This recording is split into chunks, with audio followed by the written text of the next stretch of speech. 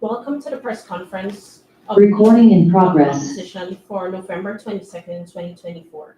Joining today we have Mr. Ganesh Manipal, Member of Parliament, Shadow Minister of Local Government and Regional Development, and Elson Lowe, Treasurer of the PNCR and economist.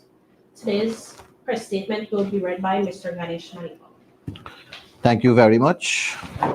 Questions for the GCOM chairperson, Claudette Singh.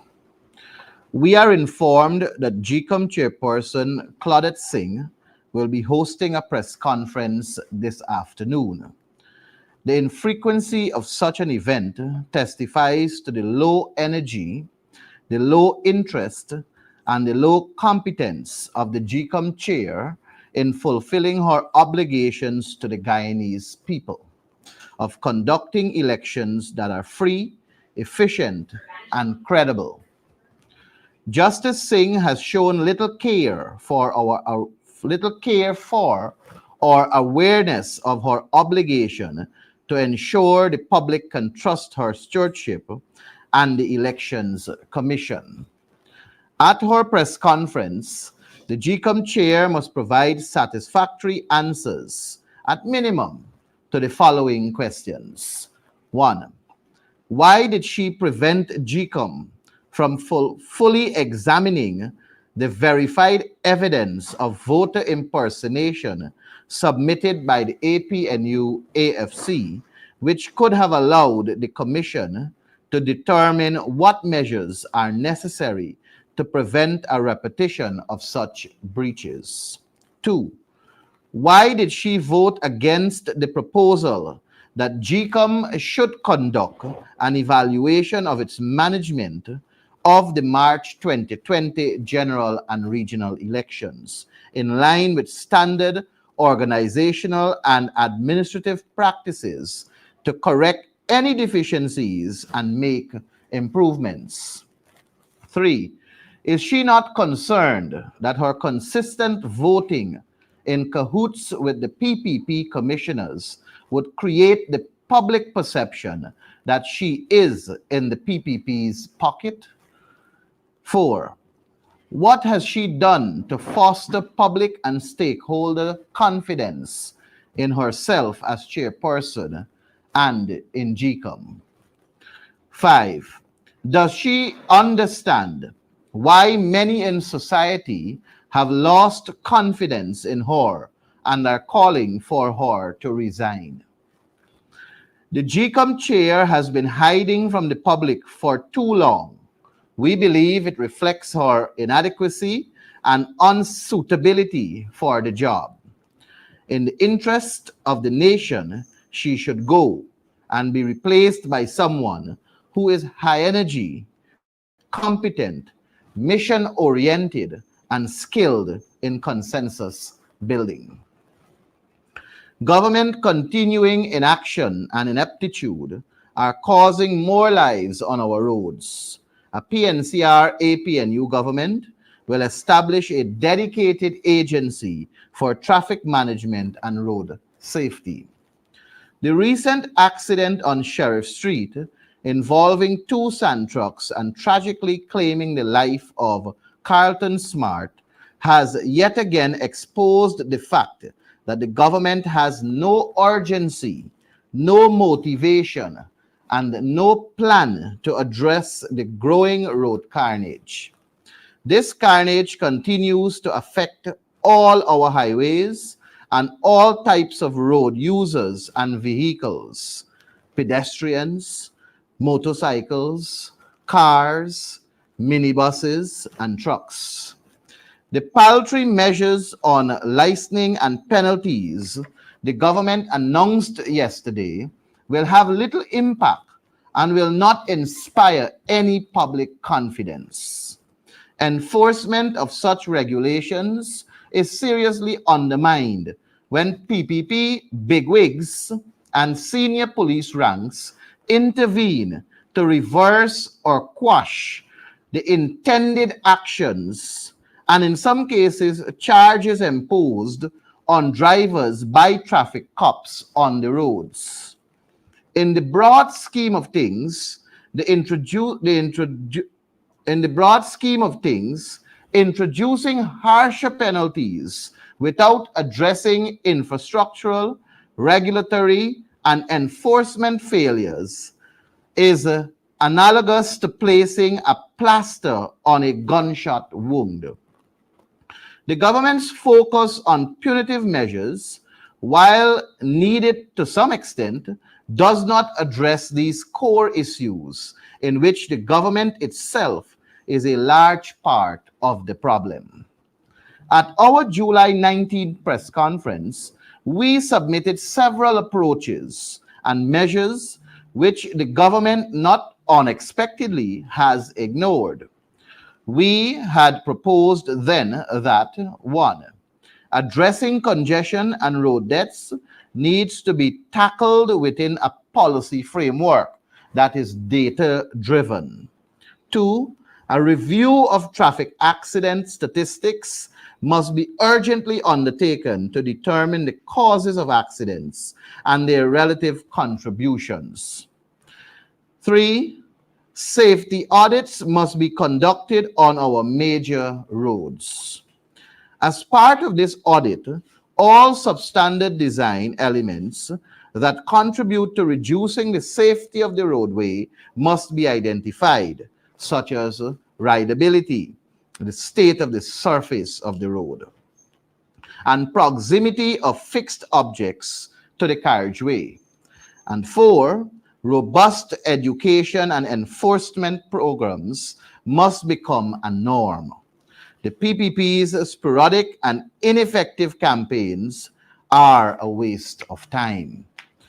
Let us add to these proposals our intention as the next government to establish a dedicated state agency to implement a comprehensive road safety and traffic management plan. We believe that the responsibility for road safety and traffic management must now extend beyond law enforcement and the Guyana Police Force. These complex issues require multidimensional, scientific, and engineering mindsets and approaches. The responsibilities of the proposed agency will include 1.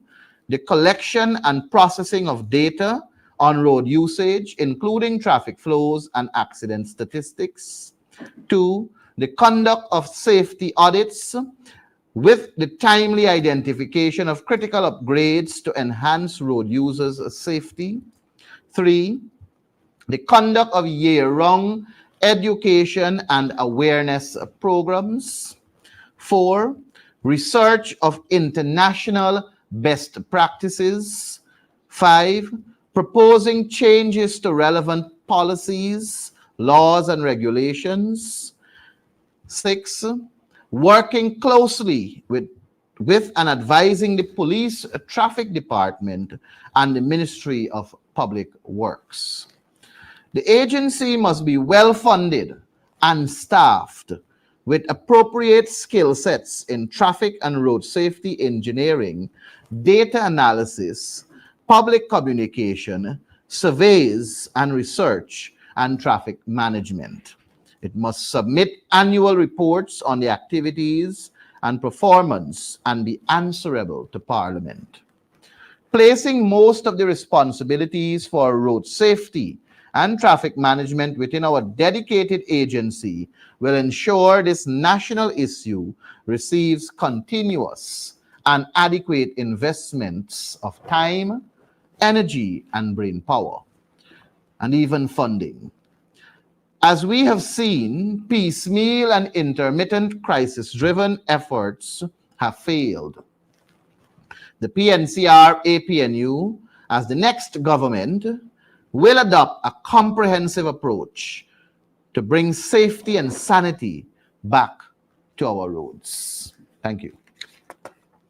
Thank you. I will now take questions on the press statement. It is customary by the raise of hands to state your name and media purpose.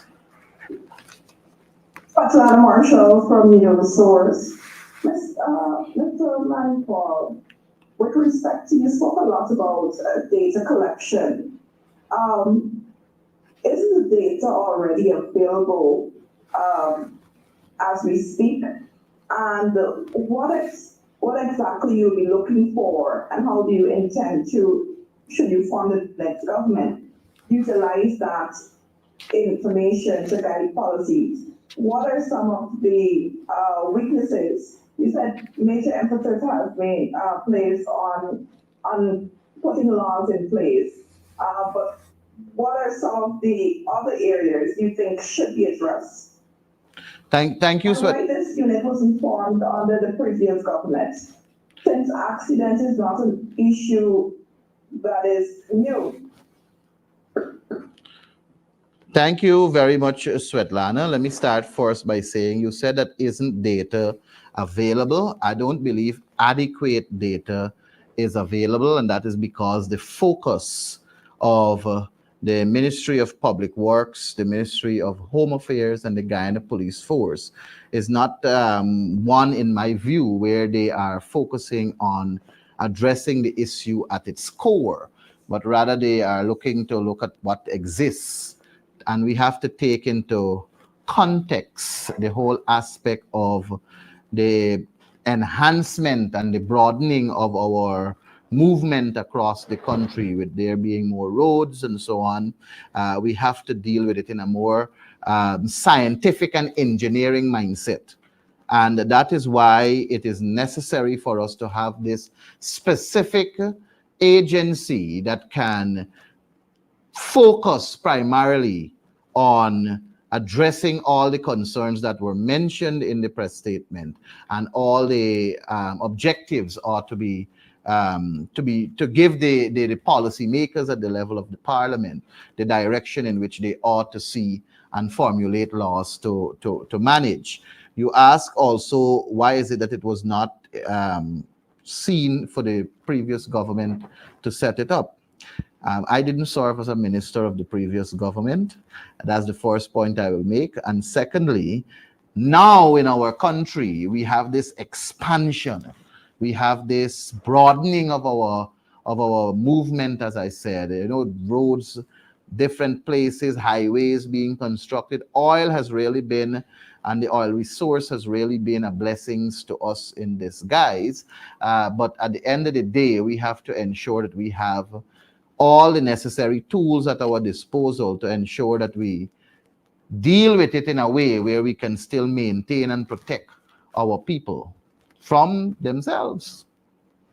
I would add to that it's really critical that we recognize that some of what has changed about Guyana over the past few years is that we've really seen an uptick in the use of large trucks. This is something that has been on many people's minds lately, and that has had a couple of effects. The first being, it has raised the stakes on the roadways. It is, of course, trucks, when they do get into accidents, it is more likely that people will be killed if if people are involved in the accident, pedestrians, etc. It's much more likely that they'll be killed. And second of all, this has had a major impact upon the durability of our roads.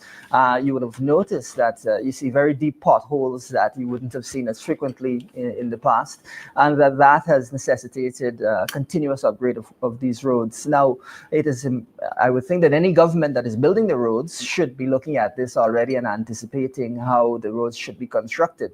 But of course, that's not what this government is doing. So we're saying there needs to be an agency in place to look at traffic flow, to assess the appropriate policies, and to provide that kind of advice so that we can deal with these issues. You will also have observed that these truck drivers are taking all sorts of different routes to avoid the traffic, and therefore putting pressure on a lot of roads that are not meant for that, community roads and so on.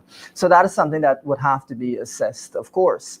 So really what we're saying is there's been a substantive change to what is going on in Guyana's roads. Of course, we've always had our difficulties with traffic and with traffic accidents, and it's something that we'll continue to work on as a nation. But really, this represents a problem that is not being dealt with properly. and where you're seeing people killed, unfortunately, far too frequently for I think any government to be comfortable. And so it is a new phenomenon that we were faced with as a nation. But of course, it's one that the government should have anticipated, given the advent of oil, as Ganesh just mentioned. And let me add also, Svetlana, you see that meeting that President Irfan Ali had with the leadership of the Guyana police force, and then he comes out with this boisterous kind of manner. You know, he sits there with the acting police commissioner on one side and the others on the other side. And then I oftentimes hear them saying commissioner of police. Like, I don't know, did they confirm this man behind closed doors? Perhaps he needs to answer that, because I've noticed of recent they keep saying commissioner of police. And we know him to be the acting commissioner of police, and we also know that he's not doing a good job. But outside of that, when he sits there and he talks about giving the police the mandate to execute the full length of the law, I didn't know that the police had to get a mandate to do that. I thought that was their mandate, to execute the full length of the law. But that is just something that is farcical and laughable, because many people know that the owners of these trucks that are traversing are not necessarily the drivers of these trucks. They are friends, families, and favorites of people in high offices in the People's Progressive Party. And I have interacted with police officers in blue, black, and white. And as I said in the statement, when they stop these truck drivers, when the errant drivers, when they stop them for speeding and various breaches of the traffic laws, and they attempt to charge and place them before the court and so on, these drivers make a simple phone call to their bosses, and then another phone call comes down to the police officer to let it slide, let it go.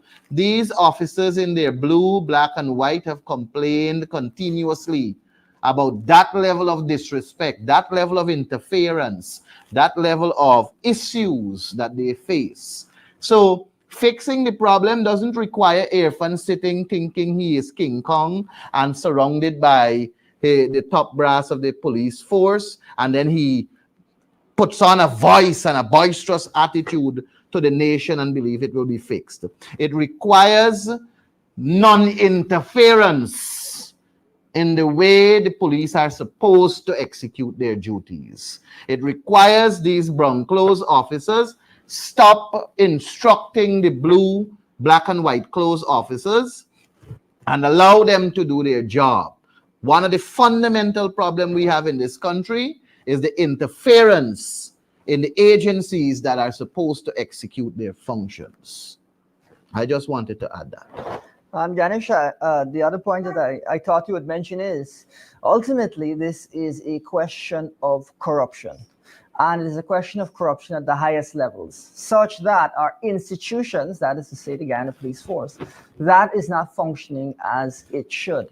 And until we get a government that is committed to dealing with corruption, committed to rooting it out, not just standing up, sitting down and puffing out their chests, as Ganesh rightly pointed out, we're not going to see progress. We need to see commitment to actually improving institutions rather than grandstanding, which is, I think, commonplace at this point. Are there any other questions on? Mr. Manfall, I know, for example, the Linden Suicide Highway, there was once a system that prevented, say, for example, the logging trucks from utilizing it at certain hours, 6 to 6 or before or after. I don't think that system is no longer in place, but do you think that is applicable to some of the main roads in our city and even the highway, where you have these trucks utilize them between 6 nights? It's more than that. That can be a part of it, but it's more than that, because you need to also look at international best practices. And I listed a couple of focus that we ought to focus on that is in the press statement. But look at, for example, the weight that these trucks are Yep. carrying on the roads? Are Overloaded. the roads built to take off that amount of weight? And you hear Bishop Edgell saying that they are going to put up signs and what's not, but you're not seeing any proper action that is being taken. And the problem is the government is focusing on developing one side and it is coming at the expense of another side. And sometimes you find that, you know what, they built a road. If you look at Sobrianville right out here, Sheriff Street onto Sobrianville, that's a brand new road. But if you drive on it right now, you would want to know if that road has been in existence for years because of the state it's in. And I passed there the other day. People with cars and buses, they have to be absolutely careful. And the nights and even in the day, it's difficult if you don't know that area to know where the bumps are and where the bulges are and so on. It is unfortunate. So it is more than that, Svetlana, that can complement it. But there are so many more things that you have to look at in addressing this issue.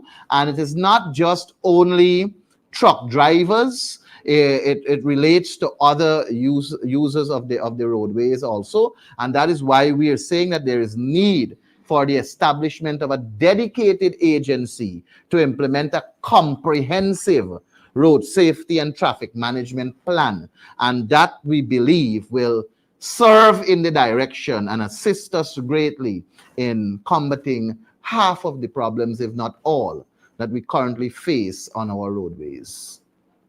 Are there any other questions outside of today's first statement?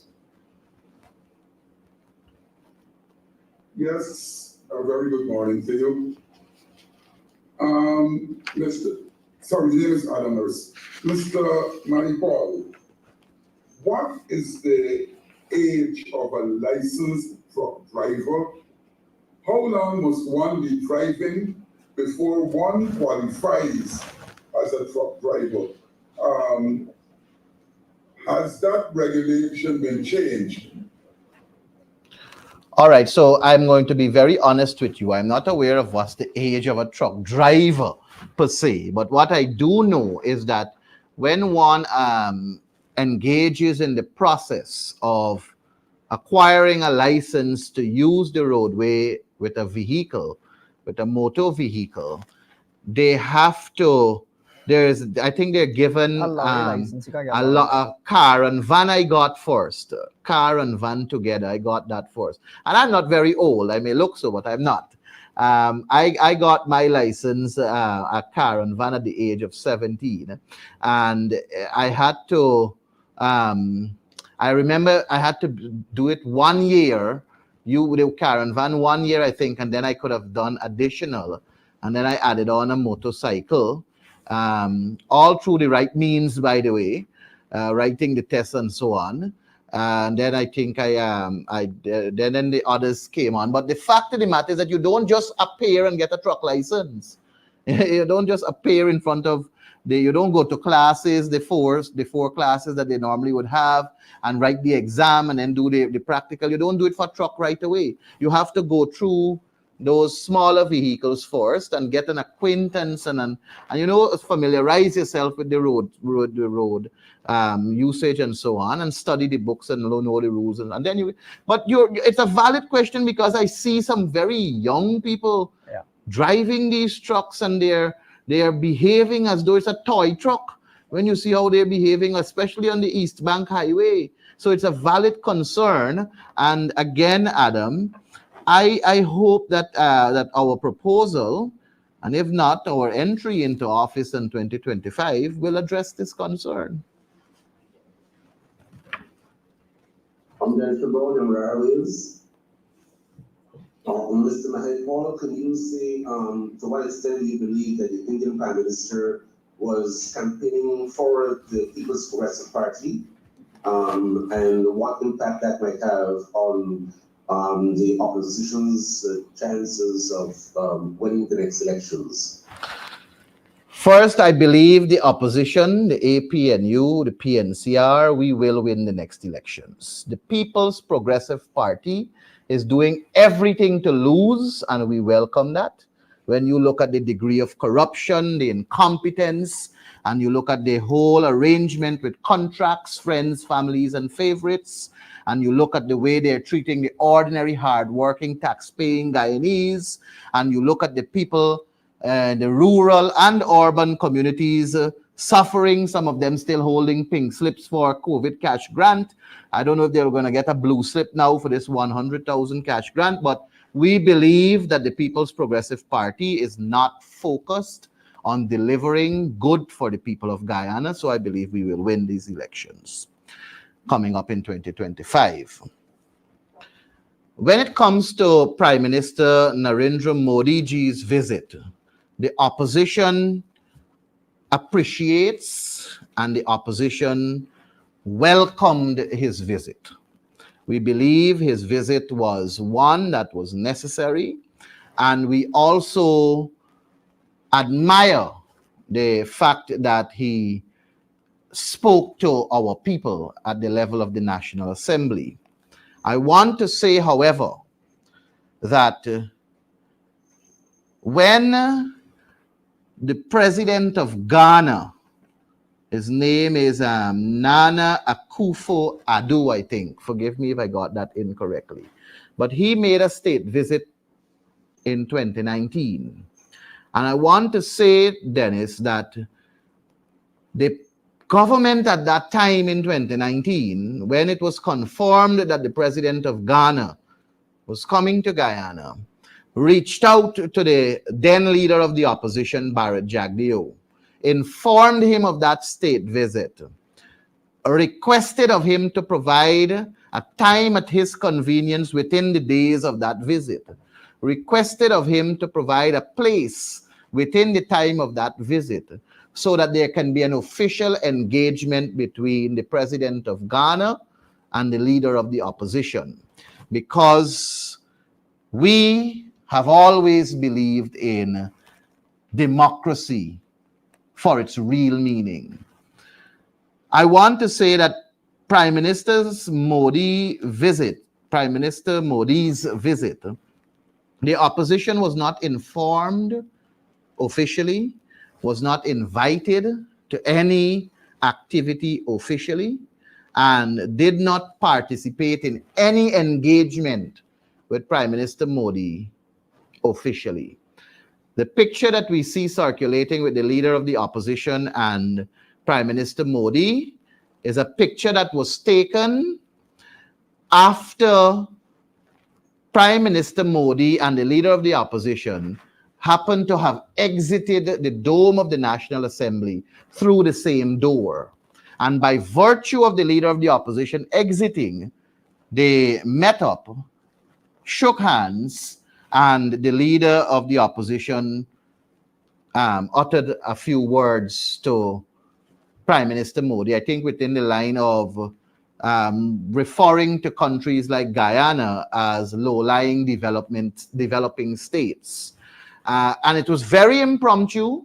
It was not planned or anything of the sort, because in fact, we had gotten instructions from the National Assembly indicating that there will be no handshakes, that there will only be after Prime Minister Modi delivers his speech. We are going to leave to go to take the picture, and we're going to stand wherever our name is, and then the speaker is going to come with Prime Minister Modi and stand, take the picture, after which Prime Minister Modi leaves. So it was done with complete disdain for the parliamentary opposition, his visit. It was unfortunate. It is not something that should be tolerated by any functioning democracy that believes strongly, especially in this case where the PPP is trying to say that they're doing everything democratically correct. I want to put on record that at no time the APNU AFC hid President Nana Akufo-Addo from the parliamentary opposition at that time in 2019. And it is very, very much unfortunate, wicked and demonic, I would say, for them to have hid Prime Minister Modi's visit from the parliamentary opposition. Now, in terms of Modi's manner, in terms of campaigning, as you may want to say, I don't know if I will categorize what he said and did as a form of campaigning. What I will say is that he has recognized Indo-Guyanese. He delivered a speech that was really, how do I put it? It was a speech that he did not deliver a speech to expect criticisms, if I may put it that way. And his recognition of, I figure you're drawing that question from his recognition of Bharat Jagdeo, Donald Ramotar, and Irfan Ali as ambassadors for Indo-Guyanese. Well, I'm an ambassador for Indo-Guyanese too, and I can list a number of other persons who are and have been ambassadors for Indo-Guyanese. We champion the rights of Indo-Guyanese. We believe that Indo-Guyanese are important in the bigger scheme of things, but we don't operate as though Indo-Guyanese are the only set of people that have a fundamental right here. We're a country of 6 races, and the same level of treatment Indo-Guyanese enjoy must be enjoyed by the other races too, our Afro-Guyanese, Amerindian Guyanese, European Guyanese, Chinese Guyanese. All of them must enjoy the same right because we are multi-ethnic. So I wouldn't conclude that he was campaigning for them. In fact, I think the Indo-Guyanese in the rural communities may be upset that Jagdeo and Irfan didn't even seek to put on his schedule a visit to Region 2, a visit to Region 6, and maybe they may be even upset that he didn't visit Babuja, and who knows? Just to add to that, But do you believe that the comments can have an impact on the way people will go to the next elections, given that is realities of politics? Guyanese will vote on issues. Guyanese in the 2025 elections will vote on issues. They will vote on matters that are affecting them. They will vote on the fact that there is a high cost of living that is virtually killing us out. They will vote on the fact that there is no focus on equitable distribution of resources. They will vote on the fact that corruption is at its highest. They will vote on the fact that there is a high degree of incompetence at the level of the government. They will vote on the fact that in their own little community, you have a PPP person who claims to be a bigwig. You remember the famous hot dog man that really wants to dictate how they should operate and decide to pull back the cash grant from them. They will vote on the fact that the friends, families, and favorites of the PPP are receiving the significant benefits and not them. They will vote for the APNU. They will vote for the PNCR because they know that what we will do for them is to deliver the resources in an equitable manner to ensure that all of us are lifted with the same tide. Listen, Dennis, as Ganesh said, Dennis, we're not hearing you. We're not hearing you. Could you repeat? You're breaking up there. Mr. Mike, what I'm asking, but none of the Indo-Guyanese in the opposition has been cited as an ambassador for Indo-Guyanese. How do you feel about it? I didn't hear you clearly. Can you repeat that, please?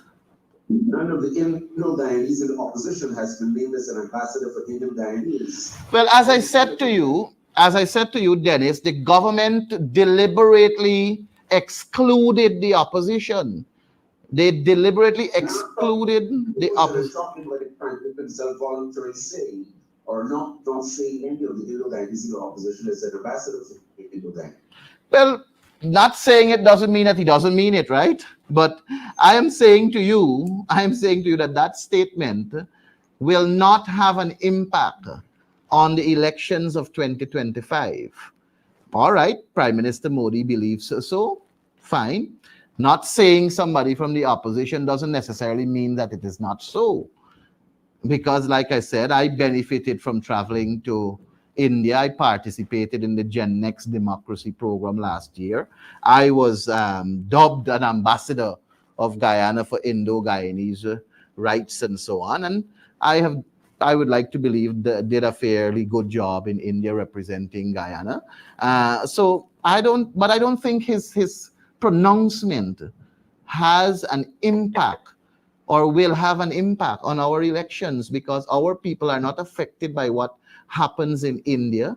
They're affected by a lot of things that are happening in Guyana under a government that does not practice true democracy, full of corruption and incompetence. And that is what the people will make their judgment on. That is what they will, that will be their motivating factor to decide. We were not against Prime Minister Modi's visit. I think the Indo community, the Afro community, the Amerindian community, they all admired the fact that he came to Guyana and he addressed the parliament and so on. And he made that statement not in the National Assembly. He made it at an engagement with the Indian diaspora and the Indian community at the National Cultural Center, which again, prominent Indians of the opposition were excluded from because none of us knew about it. It's as though they had selected audience. The PPP clearly had selected audience for these functions. And that cannot be what real democracy is about. What I can tell you, Dennis, is that the opposition will be writing Prime Minister Modi officially to give him our views on what occurred during his time here in Guyana, how we were excluded and not told about the respective functions and ceremonies he would be a part of, and that we did not get to participate in any form of engagement with him. So he does not have a true reflection of what Guyana is. All he has is what Irfan and Jagdeo put in his head. Dennis, one of the reasons that we want to highlight how important it is for the opposition to engage with dignitaries like Prime Minister Modi is he came here to speak on a series of really vital issues. One, of course, was energy security and the relationship with Guyana going forward, with India being potentially one of the larger buyers of Guyana's crude oil in the future. Now, of course, as time goes on, you'll see different administrations. We, of course, believe that we'll be in office from next year, and we will have our own energy policies. So by not allowing him to engage with us, he has not been able to see what our policies might be like and to frame his own relationship with the Guyana more broadly based on policies that are common across the government and opposition and based on expectations that might be common across the government and opposition. So it is really important for foreign dignitaries to be given the opportunity to engage with the opposition, especially in issues that have a long-term impact like the purchase of Guyana's oil.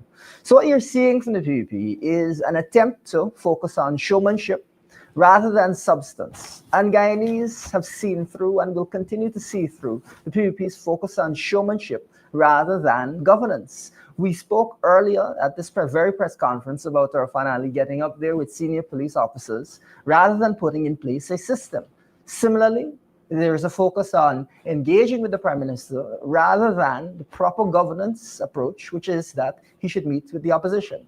Now, if the PPP is going to continue along this track in the belief that show and tell is all that it is required to win this election, we want to remind them that Guyanese every single day feel the sting of the cost of living. And so they will not be fooled, and we do not believe that they'll be fooled by this approach. Dennis, let me add too. You noticed, and I don't know if you noticed, but probably if you haven't, you should look back at it. When these 5 agreements were signed and so on, the first time Guyanese heard about them and the first time it was brought to our attention, basically, was when Prime Minister Modi took the stage to speak. Imagine the Prime Minister of India had to tell the Guyanese people what is the agreement his country is entering into with the people of Guyana or the government of Guyana. And afterwards, then Irfan came and he spoke a little bit on the 5 agreements too. But the point is, Irfan should have done it first to the people of Guyana. He did not. And, you know, I don't think this is the only 5 MOUs we have had in our country. We have had probably hundreds of MOUs from 2020 to now. But did the government engage the population and say, well, okay, we have MOUs with this country, that country, or with this agency, that agency, and this is what we are going to expect. This is what we are going to focus on and move. No, they're not engaging our people on issues that are substantial. They're not engaging our people on things that really matter. They are playing optic politics to facilitate nothing else but mass distraction. And that is what I said to many people before the 5:30 meeting was about.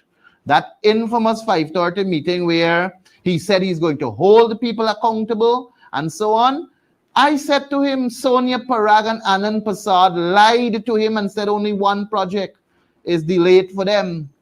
When in reality, there are hundreds of programs in the respective regions that fall under local government. They're the markets that are being constructed that are way behind. The very school that Sonia Parag visited the next day is long behind. Irfan said he's going to hold them accountable. Irfan said he's going to do that. Were they held accountable? It was a big show. It was a show that Irfan wanted to present himself as this boss. And to date, he hasn't done anything. And that is exactly what that meeting with the Commissioner of Police Acting and the other leaders of the police force was yesterday. It's nothing else but optic politics to present mass distraction to our people. But I oftentimes say, Dennis and others, our people are sensible people. Our people are educated people. And our people are going to vote on the issues that are affecting them.